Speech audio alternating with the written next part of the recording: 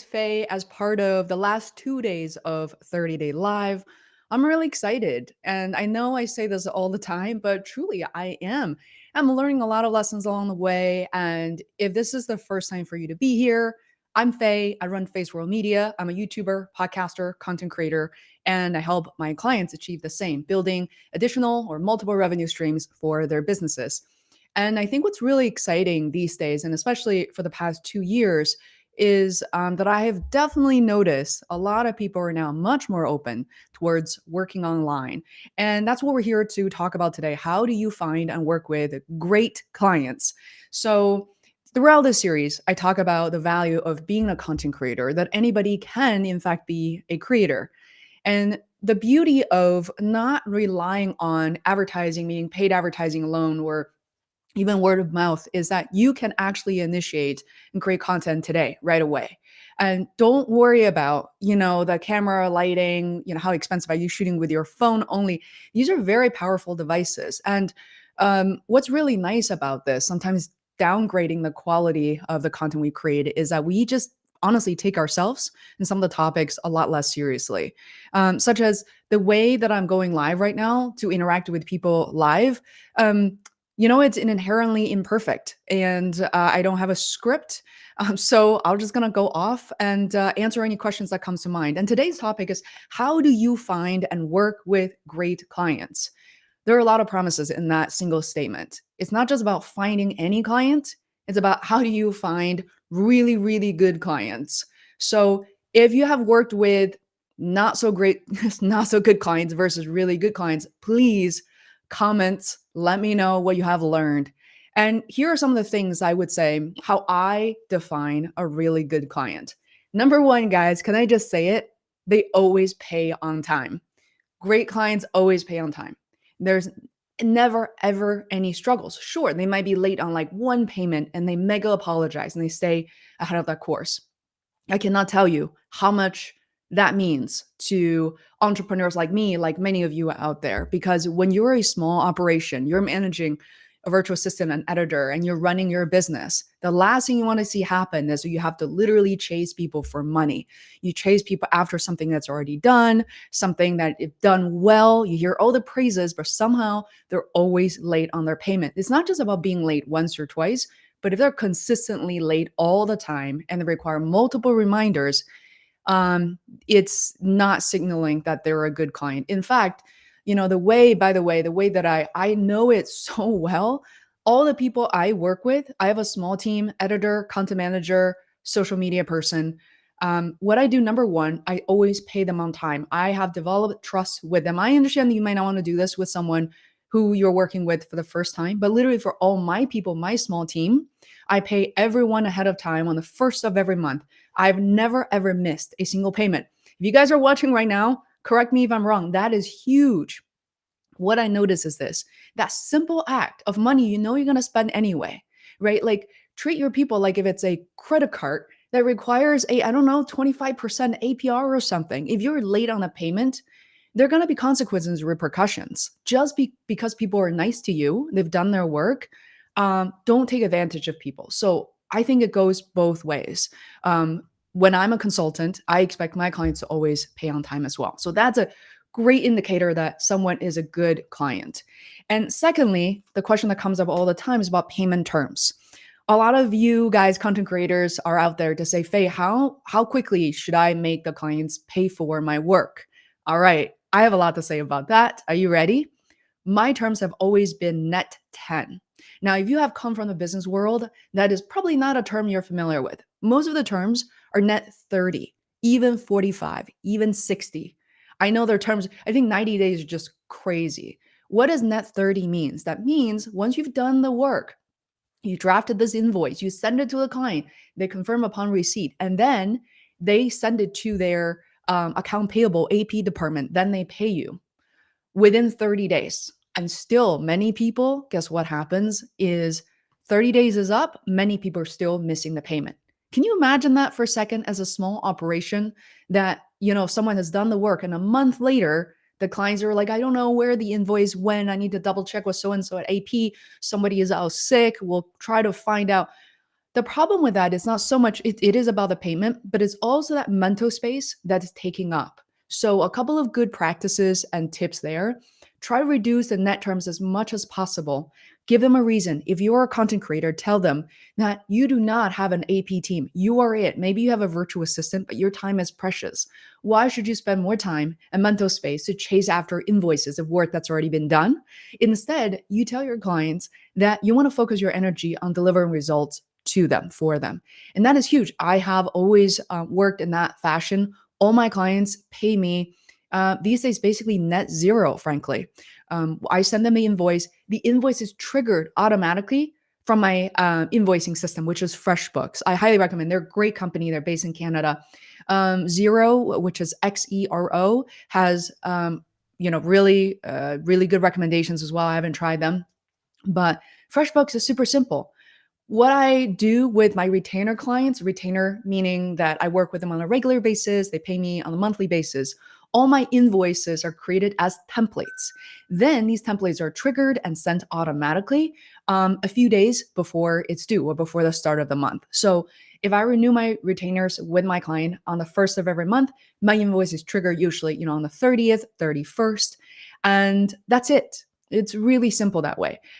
I think when it comes to money, we have a lot of hesitations and reluctance to have to follow up and remind people because money has always been sort of a dirty word, especially in the creative entrepreneurship community, because we want to focus on our crafts. Of course, I would much rather be scripting, recording YouTube videos. I don't want to talk about money, but that part is really important. So I urge you, whether you're starting out right now, that's really good practice. When I think about starting out, and getting into a really good payment system and rhythm for you is essential. I mean, in general, financial hygiene is important. That's why, I support companies like Found, Found, Found, as a, business finance company. They give you this card. They make everything super simple. Same thing. I encourage you to use FreshBooks to build templates, to invoice your clients clearly on time. Don't ever hesitate. So I definitely got a little bit burned at the beginning. I always felt like, oh, I sent too many reminders. I shouldn't do this. I shouldn't charge a late fee because that feels, just arrogant. It's not. In fact, within FreshBooks, by the way, this is not sponsored. Within FreshBooks and Zero and all these most of these online invoicing systems, you'll have the options to be able to set a percentage for the late fee. It doesn't even have to be all that much. It could be like 1.5 to 2%. It makes a huge difference. They also have things like reminders. So if your clients forget to pay the invoice after 3 days, 5 days, 8 days, you can set those durations, and FreshBooks and these companies will automatically chase after and remind them of such invoice payments. So speaking of systems, I think systems is just essential. It's not just about money. But I would say to save you time, that anytime you find yourself doing the same work, the same task twice, well, consider a system. The system I truly believe in are things like Zapier. For instance, when I have all these different landing pages, I try to use Zapier to connect different variations of landing pages, tag them appropriately, and then drive them to whichever email marketing system I'm using. Currently, I'm using Podia for online courses and managing all my leads. Previously, I was using ConvertKit, and the time before that was MailChimp. So if you guys have any questions, let me know. All right, let's talk about how to find great clients. I think when it comes to finding great clients organically, who wouldn't want that? Number one, word of mouth certainly works. I want to give a shout out to like all my clients, Barry Alexander, Cosmo Bono from Alexander and Bono International, Michael Leckie. You're so sweet, from michaelleckie.com, and Natalie Nixon. I mean, I can name, and also Gustavo Serafini. I can name everybody. All of them, without exceptions, have referred so many clients to me. Of course, not everybody's necessarily a good fit, but they have a much better chance having worked with me, whether it's for 3 months, 6 months, or in some cases, Barry Cosmo and I have been working together for coming up 6 years. Michael coming up, 2 years, but then soon, 3 years by fall 2022. They really know who I am, what I'm about. So as opposed to sending out like an email referral, kind of trying to describe, trying to understand what I do, they already know what I'm doing. Whenever I have a new service that could be relevant to their other clients and connections, I tell them. In fact, I would spend some time during our weekly status call to say, "Hey, Michael, I hope you don't mind." They almost never say anything because they want to be of contribution to my work and my life as well. And I would take just 5 minutes to say, there's a new course, a new guide I'm developing called Zoom 2022. And I really love it. And here's how you could learn more. And I'd love to get your feedback too. And for those of you guys who want to level up on Zoom, by the way, this thing is real and it's under, let's see, is it because my overlay that's hiding this right now? All right, there we go. So it's under feiwu, feisworld.podia.com. I spent a lot of time developing that. So I'll tell people all about it. And so they can refer not just anyone, but better fit, suited clients to me. Okay, you may be wondering, all these leads are coming in. How do you know immediately that somebody who is not a fit? Oh my God, like we don't talk about this enough, guys. I would love to hear you saying like, what you have learned. Thank you, Ron, for tuning in again. I really appreciate you. Ron is a great, connected with me on YouTube, and it's just fantastic. We've exchanged Zoom calls and to get to know more about his business as a consultant entrepreneur for years. Creating really good relationships is very, very important. Thinking long term, guys, it's so essential. So one thing I want to call out of sometimes like let me know, comment below and let me know what you have learned during the pandemic. I think I've done a lot because during my Zoom sessions, and because there's more frequent Zoom sessions, like think about before the pandemic, a lot of the times I've taken clients out for meals, like prospects, forget about clients too, but prospecting people. Oh, we want to work together. Let's go grab a meal. Let's go grab coffee. And I'm a foodie, so I didn't really mind that, but it took forever to schedule it. So when I think about the frequency and all the obstacles that are in the way of actually, last minute cancellation, that sort of thing, I think about the 2 years, I have so many more lead calls. So I'm here to be able to share a lot more in terms of what I have observed, which I have written down. And one thing that's very alarming, whether you are designing websites or you're working with someone like me who is like a digital marketer, you can work with me on a retainer basis. You can work with me on YouTube strategies for extended period of time or this one-time thing. Doesn't matter what it is. You could be a coach, speaker, educator. When the prospect says something like, I have no idea. I've never done this before, which could be true. I have no idea how much this is going to cost. No idea, Faye, really no idea. To me, that's actually really alarming because they usually have some idea. By the time they reach out to you and they think this is really important, they have an idea. They've done their research. And most of the people in my domain, I'm not sure, again, this is my experience. In my domain, I work with a lot of coaches, speakers, entrepreneurs, and sometimes businesses as well, both for profit and not for profit. And they have an idea.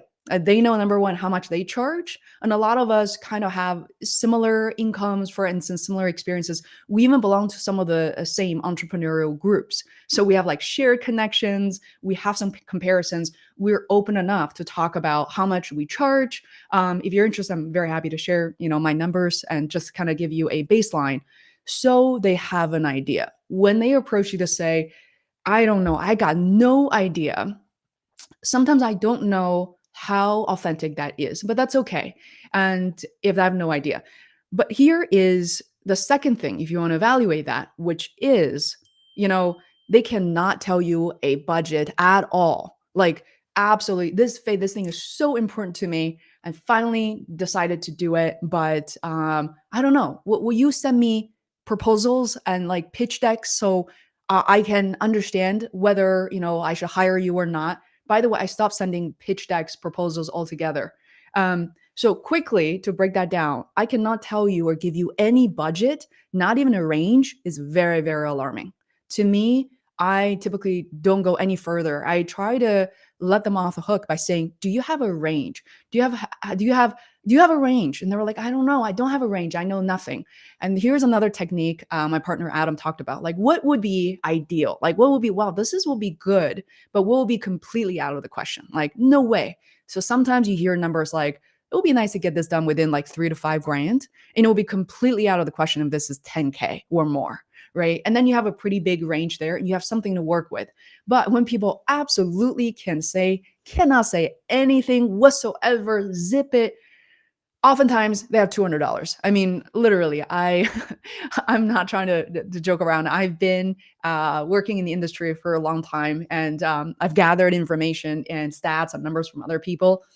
When I hear people who are looking to work together for, high touch consulting service, something that's like, tailored, highly customized, and they come back and and then they say that they have no idea. And they say, you know what, would be nice to get. I've actually heard this number during the pandemic of providing something like a whiteboard animation or like a full consulting thing. By the way, I no longer spend an hour on Zoom prospecting calls. And what I do is, I try to limit the prospecting calls to as minimum as possible, 30 minutes max. Guys, it doesn't matter who you are. I love you if you're coming to me, but prospecting calls are not going to be more than 30 minutes. And there is a prerequisite before getting the call with me is that you have to tell me about your business, what you're trying to achieve. It doesn't matter. You don't have to be a professional, but I will not schedule a meeting just to chit chat at all. I've done those. I've made the mistakes. Check it out. Past 2 years. And I learned this quickly. I would say at the beginning, years ago, I would get on these 45-minute calls that go on for an hour, 2, 3 hours, because we're so excited about these like blue sky ideas. Faye, don't worry about it. There's no budget considerations. Just do what feels right. And give me this, and then, of course, you work on these Google Docs, you provide all these presentations and you send it back. You don't hear a thing. You're like, oh, did I make a mistake?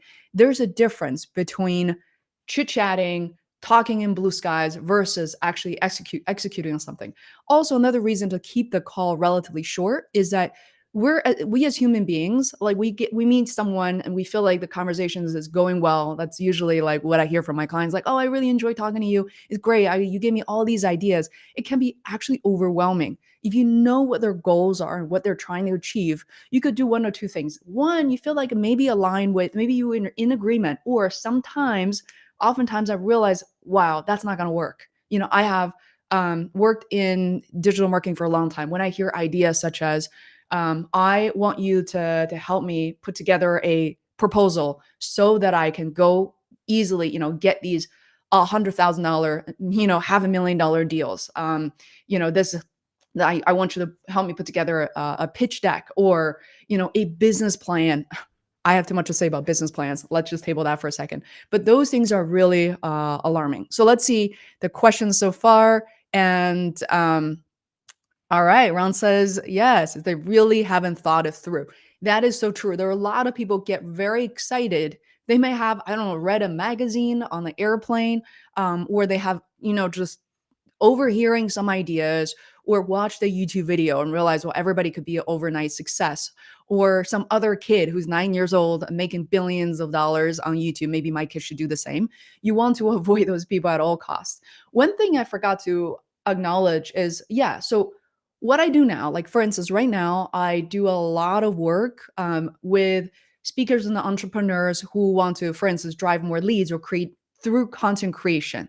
So what it means is like, people want to generally create content in the entrepreneur world two ways. One is they want to create these snippets, clips, videos they can publish on LinkedIn because a lot of the connections are there. I hear all the time that LinkedIn is kind of their home base now. And the other are like, I don't want to rely on a single platform. I want to repurpose my content that maybe I'm already recording by myself or with another guest. And I want to have that video be published on YouTube with proper title, description, keywords, research, which is what I do with my content manager, Anna. We help you publish, we help you research, thumbnail design, all that jazz. Before we get that far, and for you to understand what I'm offering, how much I charge, I look at your channel and I record a video. So here's the thing, like what you just heard is like, I'll record a video about your YouTube channel. There's a prerequisite that's something that I'm like, oh, that doesn't matter. And it always burned me. I have never successfully worked with anyone who has not started a YouTube channel, meaning they haven't published anything. They're still thinking about which camera to use. I tell them, I don't care. I don't care how crappy your videos are. I need you to have published at least 10 videos on your YouTube channel. because we can redesign, revamp your entire channel, the links, your channel art design. We can add new keywords, but I have to see the fact that you have taken actions. And that is huge. That immediately eliminates, like I would say, bulk of the leads.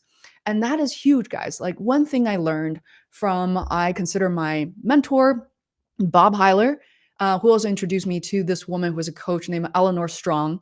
It's about, yeah, we always talk about in school, business school or whatever, in real world, how do you take people from A to B? They used to be somewhere and now they go to somewhere else and they're really satisfied. But we've never talked about point A. Uh, as a successful consultant, content creator, in order to find the right clients, you have to clearly define where point A is. And that is painful. You have to let go people where they don't belong. Maybe your service is not where they belong. What I have struggled with, people who never had a channel on YouTube, is that we will sign a contract. They are so excited. Then they spend next month, 2 months, 3 months of me chasing after them for actual content. And we'll be producing it. They're not always going to be thrilled with the results. They care about how they look and they're not happy with how they look. And we'll be applying color grading. And no, like these, they don't like, it's not about color grading. It's about that they don't like how they act, how they sound. And guess what? Nobody does. I still don't listen to a lot of my podcasts. And the beginning of my shows were like just makes me cringe. And I don't watch, I don't always watch a lot of my YouTube videos either. But you need to make sure that people are over that hurdle. They go from dreamers to executors. So like they're taking actions. And that is huge, can never, ever be understated. Um, all right. So Adam, you are very welcome for the shout out. And yeah, that's very important. I think, by the way, like, am I saying that everybody needs a business coach? No, I'm not saying that. And I think I'm very lucky to have been surrounded by people who like business, likes to talk about business, really enjoy authentic marketing. Basically try to sell to people who are not driven by fear. I don't think, meaning like, I don't want to tell people, oh, if you don't work with me on a website, on a digital marketing plan, your life is not going to go anywhere, or you're never going to be successful. You're not going to be able to do this. Like that's has never been my approach. So people who look for those type of marketing messages, they're not going to end up to be my clients. So I think it's important, by the way, that think about who you are, your copy, the way you approach people, the way that you live stream, the way, even you dress. I know today I'm embracing a farmer girl look because this is frankly how I'm comfortable. If a client looks at my video to say, oh, she's not wearing a Hugo Boss jacket, she's not taking her job seriously, they're not going to work with me. So I look at my clients right now. Not only they're great clients, they pay on time, they refer me a ton of projects. I love them. I love working with them. Their projects are just interesting, authentic. But on top of that, our vibes just work with each other. I don't have anybody who would judge me based on the way I look, because especially during the pandemic, sometimes, the clients call in for an earlier meeting. We're both wearing our pajamas, or laughing, and things are getting done. That's really important. All right, coming back to working with clients, how do you make it easy on you? Because here's the deal. We talked about, if you're not clarifying point A to point B, number one, you're not going to get that client from point A to point B if they're not already at the point A that you clearly define. They just won't get there. They're going to feel like you're wasting their time, you're wasting their money. And or they finally barely get to point B. That's a lot of kicking and dragging and crying. You're going to be exhausted. So another indicator I would say is clients who don't only rely on you, you're nudging, you're relentless pushing them forward to get stuff done. I know like the nature of our business could be different. Like for years, I've also kind of struggled a bit with purely strategic consulting, no execution, to do it for you. And right now my business is kind of somewhere in the middle. Yes, it's true. I have a few clients, YouTube clients, where all I do is I consult them. I put together a playbook. They know what to do, how to name their channel, how to revamp some of their videos, keywords, thumbnails. I give them a very strategic plan. Then I hand it over to their VA. I even conduct training for their VA. But eventually, I'm not the one updating their channel. I'm not the one designing their thumbnails, but I show them the best practices. But I also have this side of the business where I am doing it for my clients, whether that's a website update, whether that is actually creating ads, monitoring ads, optimizing them. I don't create content directly for this, retainer clients. I only create content if that's what we call the brand deals and sponsored deals from brands who want me to create content for my YouTube channel. But if my clients are recording the videos, they have to do it, and I can manage editing and publishing. But guys, you may be thinking that's a lot of work. A lot of people say, oh, there's only so much time that people have, and how do you do it all? And I made the mistake of thinking that number one, I could do it all, and I had a serious burnout in 2017. I was literally standing, not actually in a puddle of my own peas, but I realized that there's a better way to do it. So I started not only hiring people, I already had a small team, but to leveraging them even more. Learning from my mentor, Bob Heiler, I start creating guides, and I love using Loom. How many of you guys are using Loom, Loom, to record these videos right now? And yeah, time management is everything. So I use Loom to create all the tutorials. I say, hey, Rose, I need you to help me set up these blog posts for our Enable Disabled podcast. And she will follow these instructions. She will know exactly what to do, not just once, but forever. As long as we follow the same format. And if the process changes, that's okay. I will record a new video to say from now on, and here's why. And that's okay. I just need to create that one video and she's taking care of the rest. And it's so beautiful. Same thing with working with my content manager, Anna. We've been working together since I think June 2020. We have this very clean Notion board, which we talk to each other about how we use it. And we will say what the status column means, what is done, what is in progress, what is it published on LinkedIn. So I have that conversation as opposed to creating a system and just pushing it over the fence and good luck. We've all been there. I worked in business consulting. I have been in situations where I was thrown into a meeting 5 minutes before, and then someone just threw me this most complicated Excel spreadsheet I've ever seen without explaining it. And at the end of that meeting, to be basically highly criticized for not filling out the Excel spreadsheet perfectly. So don't do that to anybody you work with. Don't do that to your clients. Don't do that to your content managers. We have these conversations and we adapt and we make changes. So time management is huge. Like whenever I see myself repeating tasks, I record videos, I try to delegate as much as possible. And managing your time, your energy is just huge. And that is, by the way, true for you and for your clients. So happy clients, happy consultant. What I noticed like recently I learned is like each and every one of your client probably has a very different energy. So one of my clients tends to write very polite, very extensive, long emails. And what I notice is sometimes when I reply with the same amount of enthusiasm, same length, because sometimes it's just easy when somebody writes a lot, you want to write a lot back. But sometimes, unfortunately, I learned that that style can help someone spin out of control. Somebody who's very busy with their thoughts, especially in a very formal way, that can be, like pouring, I don't know, gasoline on fire situation. And instead, I learned something from my content manager, Anna, recently by her replying with simple instructions, simple emails, going from like a mile long essay down to with emojis and icons to say, check, check, check. This is done, best, Anna.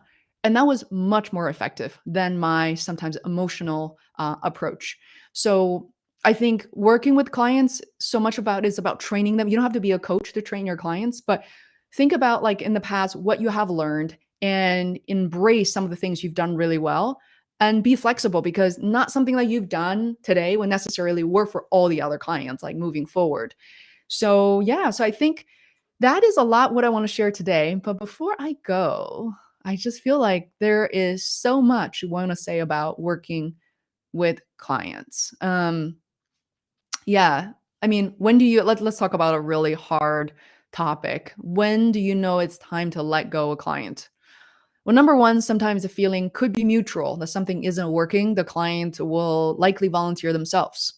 That happens. And sometimes that feeling, in terms of a timeline, is quite accurate. Like as you're feeling a frustration, things not working, they're unwilling to do their part, or the strategy you had originally proposed didn't really work out as well.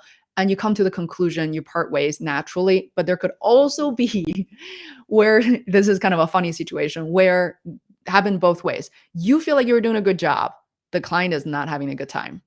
Or the client is feeling really good, but you don't feel that way. Maybe the second scenario is you've exerted yourself so much over the years. You start developing habits that clients are accustomed to. For instance, calling you late at night, trying to schedule mornings first thing in the morning, 7:30 a.m. Of course, Faye, you should get up and just take my calls, or constantly making changes, changing changing their decisions.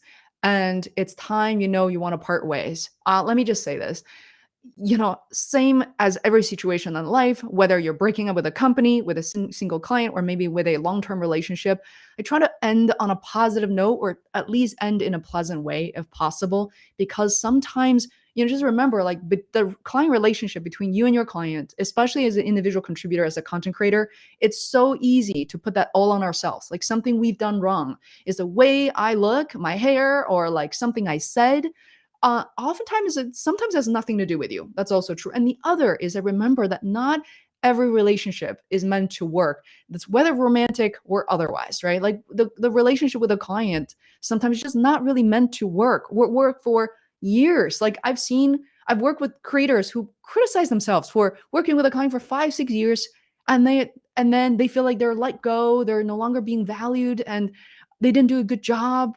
And don't do that to yourself, for sure. So let's see. Ron, what else can we learn from you today? One thing you have to keep in mind is that your client is not your friend. Oh my God, that is huge. Thank you, thank you, thank you. Keep the relationship professional. Oh my goodness, Ron, you're absolutely right. Can we comment on this real quick? That is earlier, Adam and I were talking about, like, oh, what's my weakness? This is absolutely one of my weaknesses. One of my weaknesses that it is sometimes by choice. I agree. I still say that. It probably is a terrible thing to say to your client. I really treat their businesses as my own. And I work with a lot of early entrepreneurs, and um, again, they're entrepreneurs. They're not companies who are writing me checks they kind of don't care about. They're writing checks right from their own bank account, right? Like, I almost feel like sometimes their spouses have to justify, like, why are you sending money to Faye? I hope she's delivering value. So it's really important. It's a trap, right? It truly, truly is a trap. So easy to fall into, especially if you actually like them and they like you, and they're in this industry that you feel so passionate about. I mean, I can just check all those boxes. So easy for me to um, be just want to be friends with my clients. You can still do that, but have a certain level of control over yourselves, and don't cross that line of someone who's texting you nonstop all day, who's telling you all about their problems, their marital problems, their personal issues. I think that's okay to come up every once in a while. I think don't get me wrong, like, I've had clients who had surgeries, not one, but multiple surgeries from various clients in the past couple of years, like severe illness, sometimes not less severe, but they have to let me know because our milestones, our timelines will have to be pushed. And I want to know, I tell my clients to text me after they get out of the surgery. I don't have to be the first text, but I want to know how they're doing. Those I sent flowers, I sent gifts. Those things are okay, but you need to have a barrier. You need to have you want to keep it still professional, so they don't become fully and utterly reliant on you, and you become their best buddies, and they dump everything on you. That's not professional, and that's also not very productive at all. So thanks for reminding me of that, Ron. And hey guys, if you're watching this, today was all about how to find and work with great clients, not just average clients, great clients. Because when you look at it, once you've done this long enough, you will notice that, in fact, the majority of your contributions, progress, even money come from like 90% of all of that come from maybe a small percentage of your clients. This is especially true in a larger, I think, product and service industries. I personally don't hold on to that many clients. I don't think I can really manage that many clients, even though that's changing as I'm moving more towards online learning, online subscription and membership plan. But there's a side of my business that's outside of YouTube where I have developed pretty intimate, like very, very close relationships with my clients. But it's really important that I have to ensure that they're good or great people.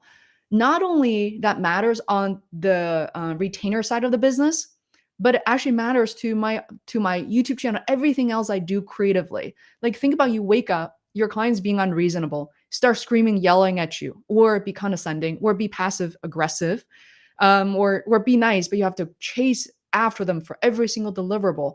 That psyche will bleed into other tracks of work you're doing. Actually, will significantly reduce your productivity, your creativity. So something you have to keep in check. But that's what we talked about today. And I so appreciate you for being here. Let me know what you want me to talk about tomorrow. Just leave a comment in the section anywhere you're watching this, Facebook, YouTube, Twitter, LinkedIn.